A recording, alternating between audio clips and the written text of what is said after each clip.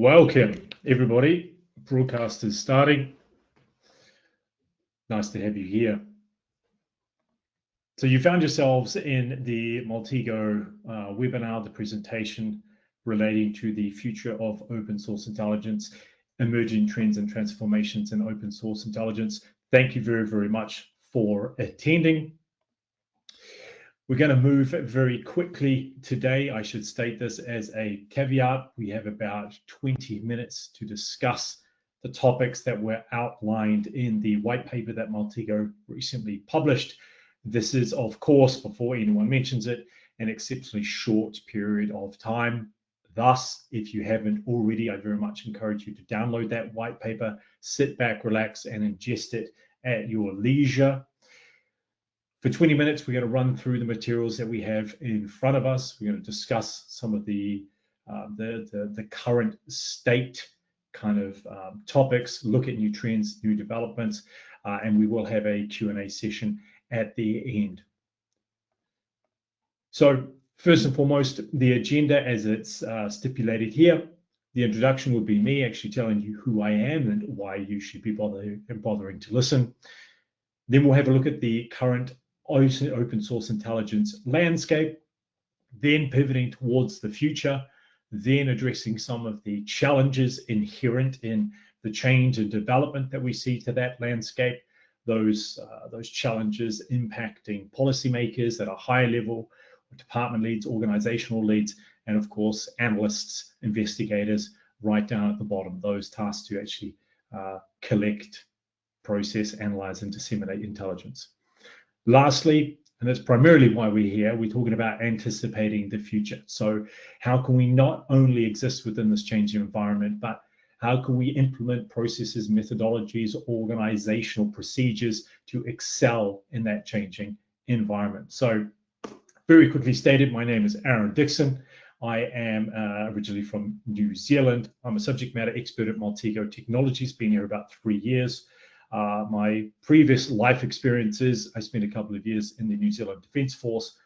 Then I moved to Germany, worked as a consultant at Deloitte for a couple of years, and I've spent in total, I think, about 5 years studying intelligence, working towards completing my master's in international security with an intelligence endorsement. Sadly, today is not a tour of history. I like to give caveats for everything, waffle on about everything, but we have a very short period of time to get through everything. So if there are any questions you have past the scope of this webinar, please feel free to reach out to me at ad@maltego.com and we can organize a follow-up session. So if you have any questions, throw them into the chat. As I said, 10 minutes in the end will be invested in answering those questions to the best of my ability. I'm not an expert in every single facet of open source intelligence. I would never pretend to be, but I'll give it a good crack and try to give my opinion on whatever topics come up to the best of my ability. So, the open source intelligence landscape. So previously I talked about first generation open source intelligence, second generation open source intelligence. Now we're just focusing on what we're seeing in front of us right now. And for those of you that spend time investigating and in this particular domain, these points won't be anything new to you. Access limitations from platforms and data sources have come to the fore. We see, if we take some of the larger platforms as an example, Facebook as a perfect example, now views data as their proprietary product. Data is valuable. Data is something that can be monetized, and data can be in and of itself a business model. Long gone are the days of independent third-party sites being able to aggregate data from the big players. In terms of legal constraints, one of the massive developments, something I worked on at Deloitte, was the implementation of privacy policies and compliance. So GDPR in the EU is a massive one, protecting personally identifiable information of individuals, which also obviously inhibits either our ability to collect certain data, but also how we retain that data, for what period, for what purpose. In terms of data itself, we're seeing that data in its more historical, now anachronistic definition fails to encapsulate what it really is. It's not just a piece of text. It's not just an image. Videos, we're looking at biometric data that is being developed, a combination of different data sources or data types, rather. Faux data, so data that has been manipulated to a certain extent or developed for the sole purpose of misleading and deceiving individuals. And of course, one of those issues inherent with this changing nature of data and the technological innovation that we see is that format diversities change as we see new platforms develop, as we see new capabilities develop on those platforms for creating a data product. This added complexity means that we're continually reacting to these new types of data in order to try to identify them, categorize them, subsequently collect them, and then discern what intelligence value can be exploited. Lastly, once again, anyone that's worked in this environment for a period of time will understand that tooling is changing considerably. I wrote in the post, open source intelligence is not what it was 20 years ago, and it's certainly not what it was 5 years ago even. We have a huge number of tools, a huge number of capabilities, ironically enough, developing very individualized capabilities and then coalescing back into centralized platforms and functions. But it means that for an analyst themselves, you're always needing to upskill, you're always needing to learn new tools, new methods of utilizing those tools. The technological challenge is extreme as the OSINT landscape currently stands. So what is the future? Well, I'm happy to say there is a bright light at the end of the tunnel, but it might be a bit painful getting there, right? But this is something that we deal with every day. We understand that we always need to learn, we always need to upskill, we always need to make concessions in one particular aspect of our work whilst we exploit other capabilities. So the future open source intelligence landscape will incorporate some very core principles, and we have 6 of those listed here. Obviously, the topic on everybody's lips, and this is not just open source intelligence, but working in a digital environment in any way, shape, or form, is artificial intelligence. This will be a massive enabler and a disruptor to the open source intelligence industry. What we need to do is, as investigators, as the heads of departments, as decision makers, we need to discern how we can incorporate those capabilities to their greatest extent based upon the primary value add of open source of artificial intelligence in a conscientious manner to get the most out of it, and in harmony utilize the human element of an analyst. In terms of automation, big developments moving forward. We're not kind of operating in the Stone Age anymore, where perhaps we pick up a piece of data, we review it, and then perhaps we'll email that as an attachment to someone else. Now we can run real-time monitoring. We can generate alert configurations. We can generate reports based upon select or entire data sets within an investigation. And we can disseminate that information to either internally or externally involved parties. Maybe it's natural disaster relief, fire departments, hospitals, police units. All of these individuals can be contacted and informed in an automated manner. And we're looking at consolidation as well.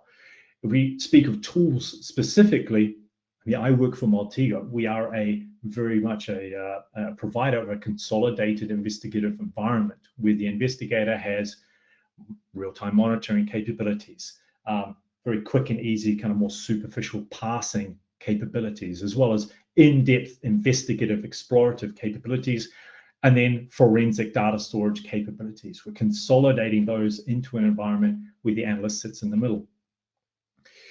In terms of access denial, kind of building more upon this access restriction, we're seeing a shift away from the internet being open and available to everyone to more restricted categories of information, either open or semi-restricted, maybe fully restricted information if it's a private enterprise, maybe commercially available data as opposed to openly available data.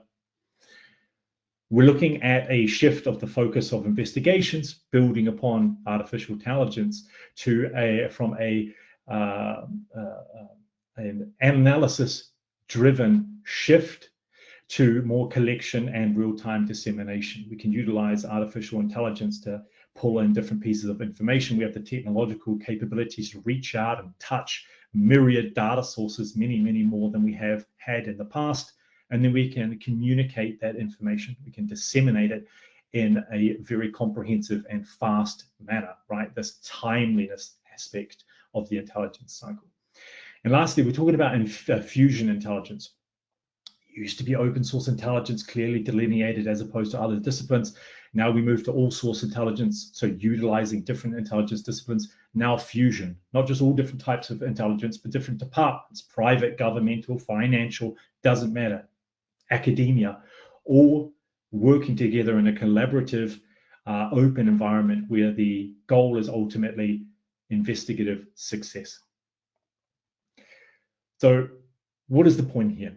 So we're looking at three of these fundamental core capabilities, and these are what are really going to have a high impact on the future of open source intelligence. As we talked about, AI. It's becoming increasingly embedded in these different platforms.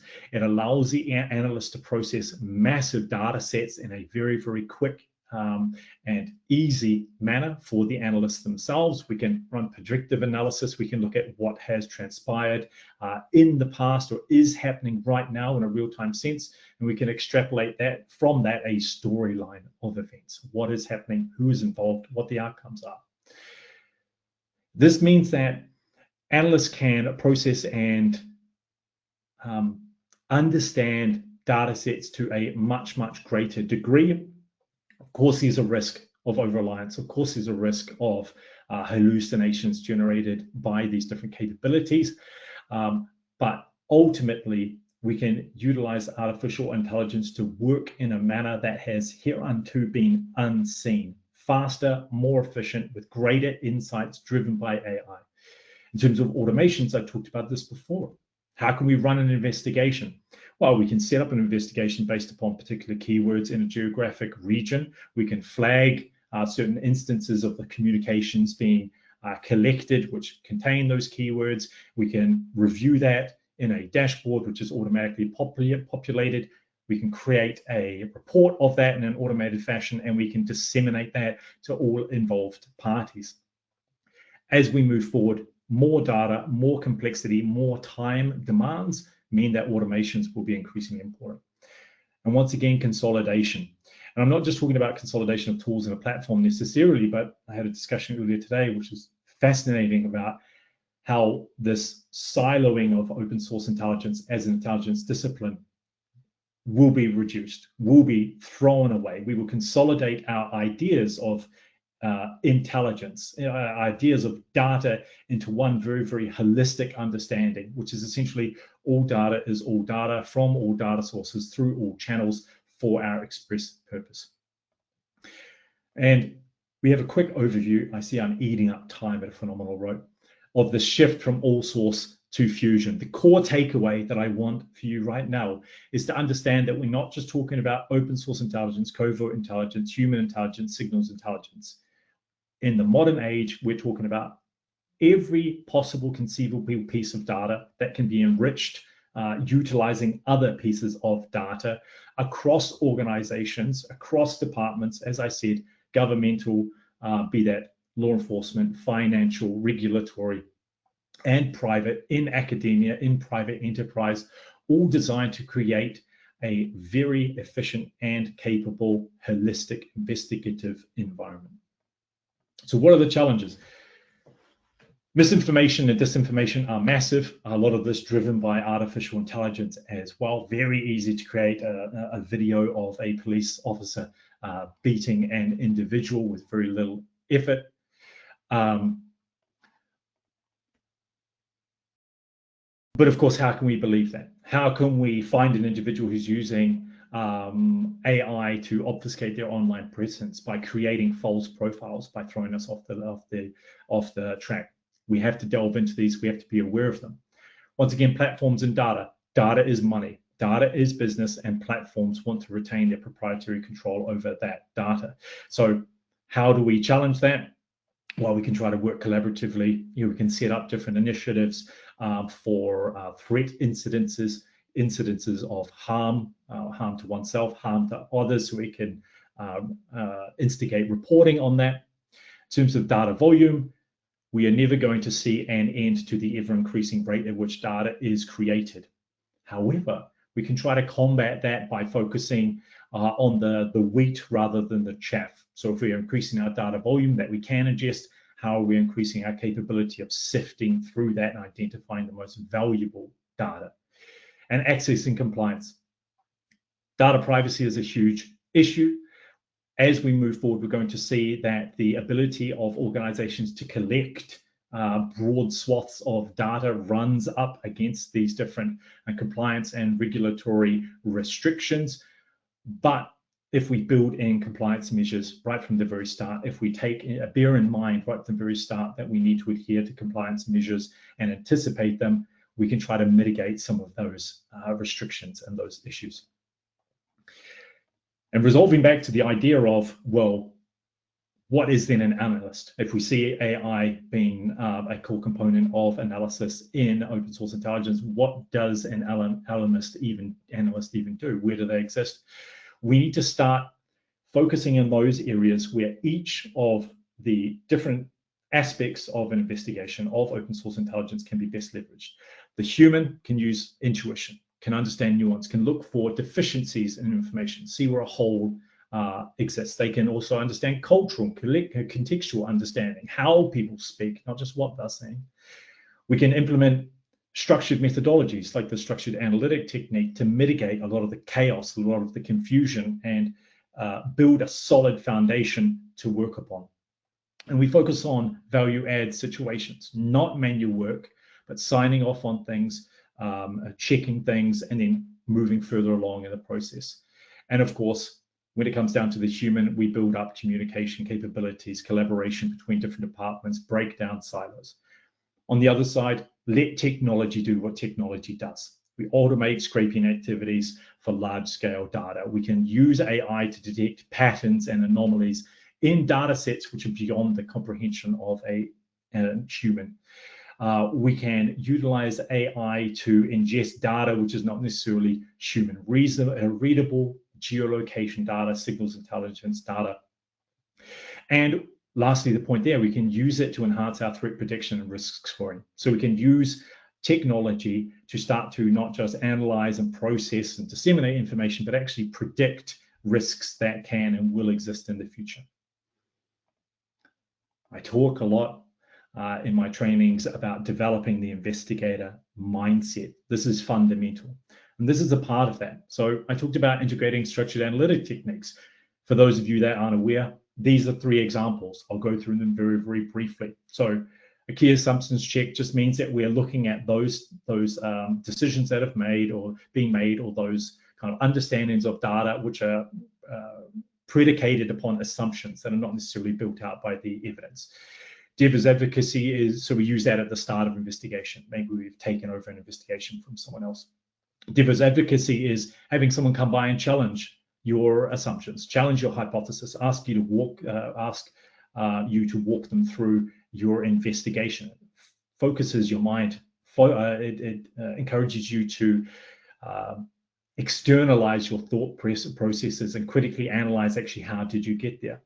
And then lastly, an important point is this analysis by competing hypothesis. So can we attribute to each hypothesis a particular score of validity or verification so as to show not just a gut assumption, but rather systematically evaluate each of the different competing hypotheses and then rank them essentially in how plausible they are.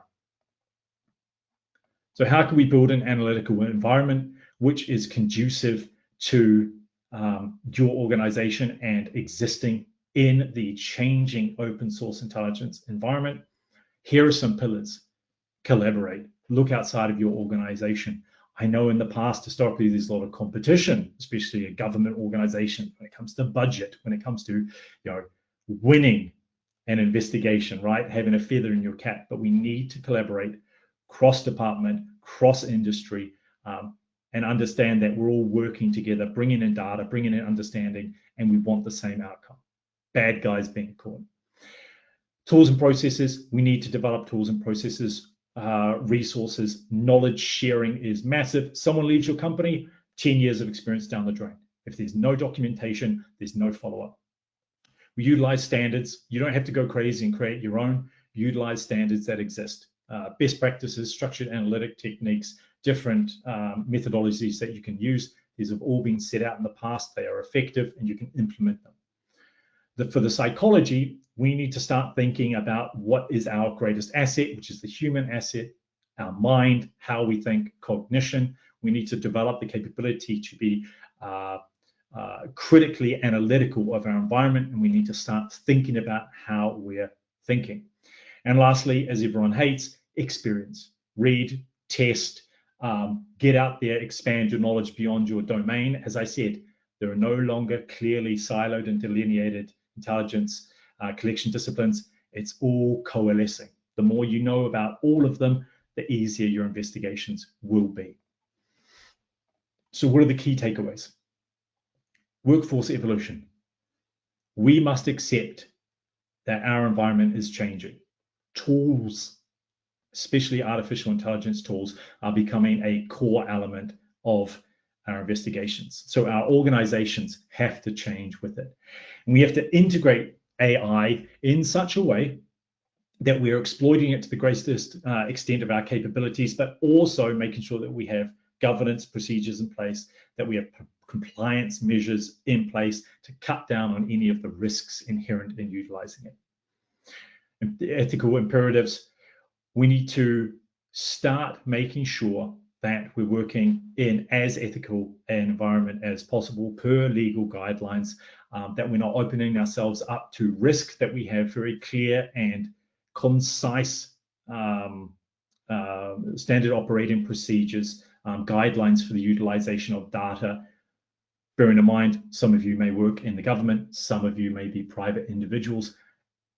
It's a broad spectrum of these type of regulatory and compliance standards and how they're implemented. So, and lastly, when we're talking about moving forward, harking back to that human and technological element, we need to understand that we are looking for synergy. We are looking to utilize the human capabilities as much as possible with our value add, whilst letting machines and automations and technology do a lot of the grunt work, balancing where those capabilities can be implemented and ensuring that when we move forward, we're looking strategically to the future, not just today and not just in the next 5 years, because who knows who will be in the next 15.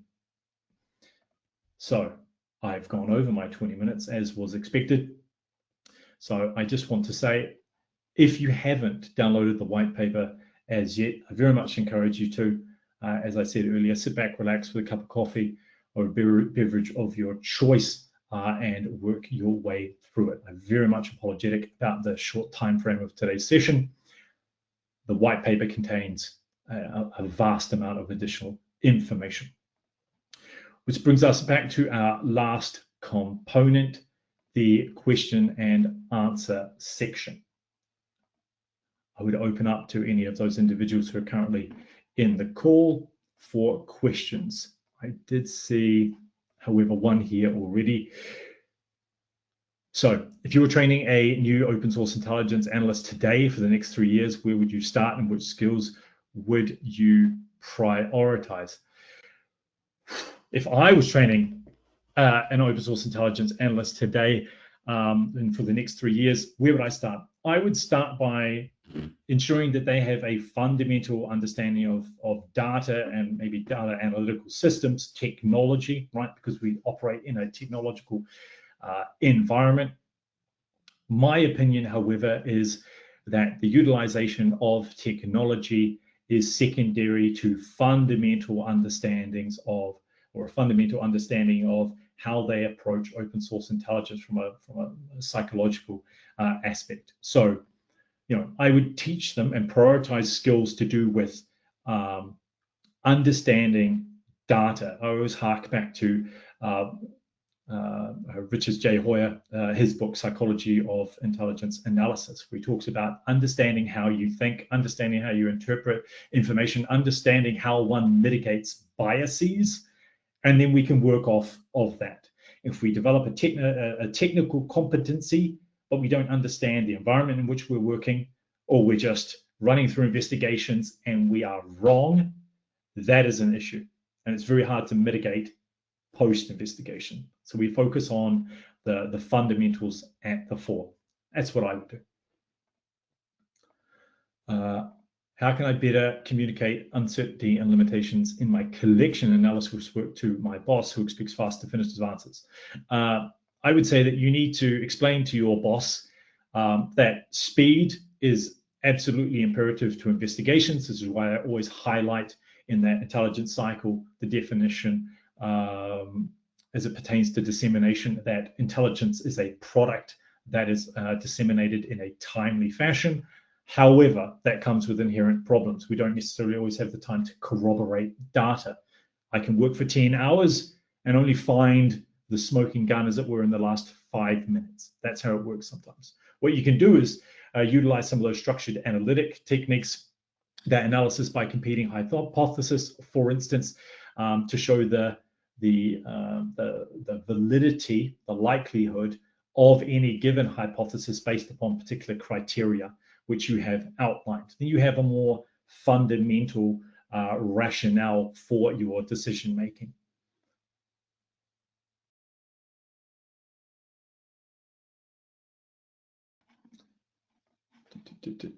My apologies. How do open source intelligence analysts and open source intelligence organizations learn to transition from all source intelligence to Fusion? Really good question. How do they learn to do it? They learn to forget about the competitive environment in which they previously worked. I mentioned budgeting. I had a chat with a gentleman from the US a couple of years ago who said the problem is people don't want to share information with other departments because they want to be the ones that catch the bad guy. We need to understand that we work in an environment where data is not singular. It's not the purview or the product of a particular team. It belongs everywhere. And fundamental to open source intelligence is that all data and subsequently information that we deal with can yield value, can ultimately become an intelligence product. So we show the value of incorporating different experts, right? If you're doing a red teaming exercise on a government level, you bring people in from every different type of organization, government, the military, law enforcement, academia, right? Research institutes. We do the same when we think about open source intelligence. There are a lot of private organizations that can add value, add perspective. They can see the problem from a different perspective, which allows us to identify deficiencies, to add data, to enrich the investigation that we have, and ultimately infer from that the outcome which is most conducive to a successful investigation.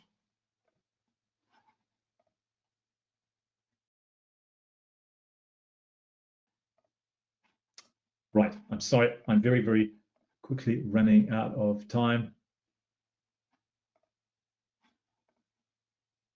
I'll take a couple of seconds to wait for any other questions before I kind of swing back to one of these previous questions and try to spend the next 30 minutes answering it, because we are right at the end of our time. So let's wrap up from here. If I didn't get to your, or if you have questions that you didn't ask, please feel free to follow them or forward them through to me. We will be sending you out a follow-up email. If you like what I said today, fantastic, that's great. If you think everything that I said was wrong and you have your own opinion, equally good, right? Lots of different opinions, lots of different kind of ideas and different degrees of understanding based upon the environment in which you operate.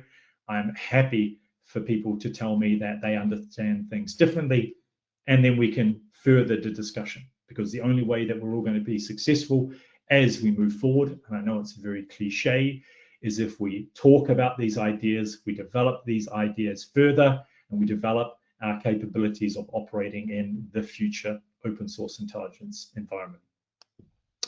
Thank you very much.